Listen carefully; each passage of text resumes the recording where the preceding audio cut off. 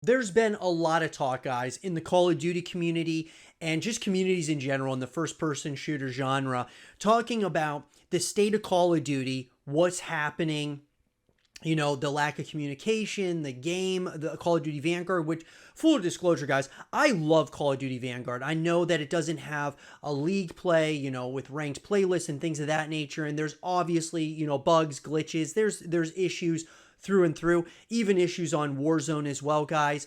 I totally understand where a lot of the pro players are coming from in the community. In this segment of the show, guys, I want to talk about Halo Infinite. And I want to talk about this title because there's been a lot of talk that this title is the COD killer. And, we talked, I've talked obviously on the YouTube channel a lot about Halo. I've talked, a ton about Call of Duty as well. Halo is a love of mine. So is Call of Duty. Call of Duty is one of my favorite titles of all time. I love Halo though as well, guys. It's been a great title. And I think that Halo Infinite is incredible for the Halo community. I mean, a continuation of this franchise moving forward. So that being said, is Halo Infinite the COD killer, guys? I have to say that it's not. And I'm going to give you a number of reasons why. The first one is, guys, is that Halo Infinite, look, is absolutely incredible. But one thing about it is that it's specific to Xbox. And obviously, obviously it comes to PC as well. But Call of Duty, guys, spans across Xbox, PlayStation, PC. Just a juggernaut of a title that, sells. I mean, it's the best-selling game every single year.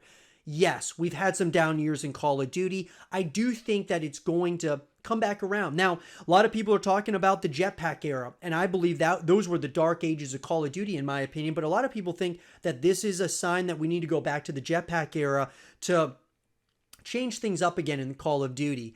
To me, guys, I think that, less is more a lot of times. I mean, I look at the earlier titles like Black Ops 2 and, Call of Duty Modern Warfare 2. Those titles, guys, were so incredible, had great gameplay, great maps. The esports scene was fantastic around them. And there were things that people wanted, any type of Call of Duty player would want out of those games. Whether you were trying to get the 10th Prestige Medallion, which was like the most coveted thing, whether you were trying to join modded lobbies, whether you were trying to, really grind and pub stomp or trick shot or whatever you were trying to do in those titles, it was something really special. It was something for everyone.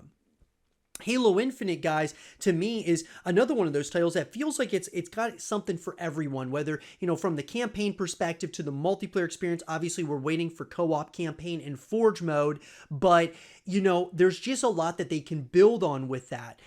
So at the end of the day, what I'm getting at is that Halo Infinite, guys, I think that it's hurting Call of Duty in a pretty major way right now. I think there's a lot of those COD players that are starting to move over to Halo, but I think we're seeing it more so actually in the Gears of War community.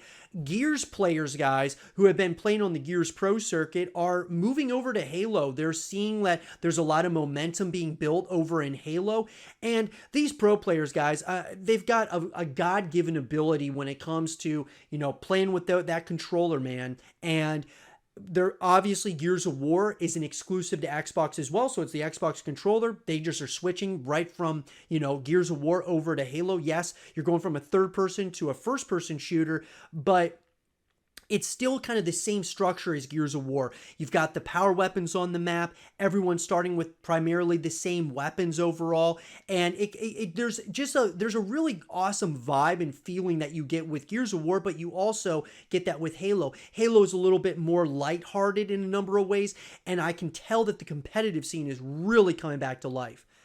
I think it's just a matter of time until Call of Duty, it kind of gets back to that. They're seeing what they're doing right and what they're doing wrong and what they can do different moving forward.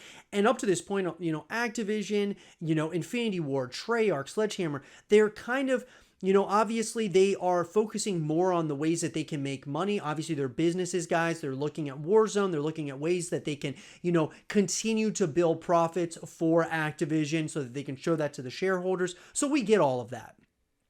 But there does come a point where there needs to be a form of communication when it comes to the Call of Duty League. I mean, this is an actual league here, guys, that they're trying to compare this to the NFL, when really the Call of Duty League, in my opinion, needs to be compared to like the WWE or the WWF, all the trash talk, all the narratives around the trash talk and such.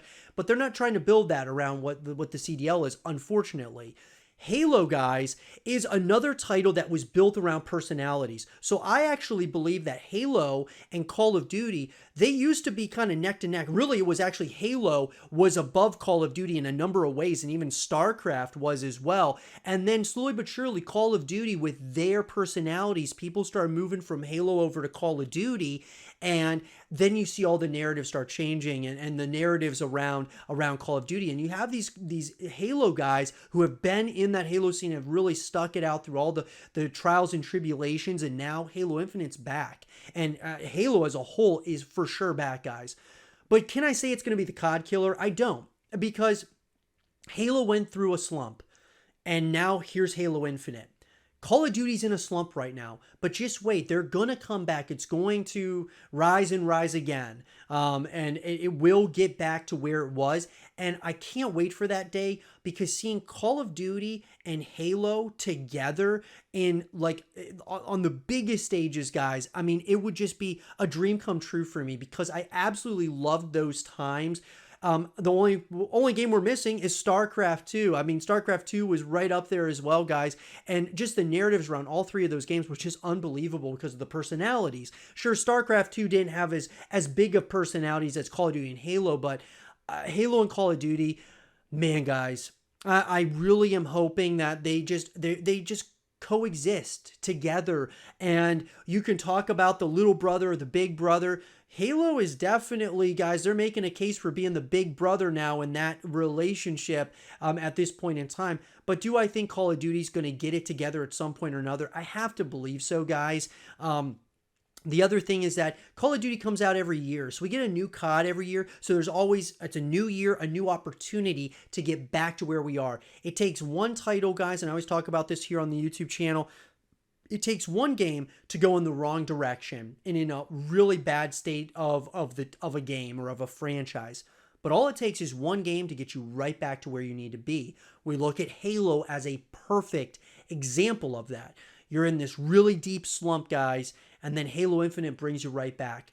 We saw Call of Duty. We saw somewhat of a resurgence with that. You saw Halo Infinite. It was in a pretty rough times with Halo Infinite, and World War II brought us back slightly, and I felt like it continued with, Black Ops 4, Modern Warfare, and, Black Ops Cold War, I felt like was a little bit more of a slump again, and then we've got, Vanguard, which I enjoy, but not everybody enjoys it.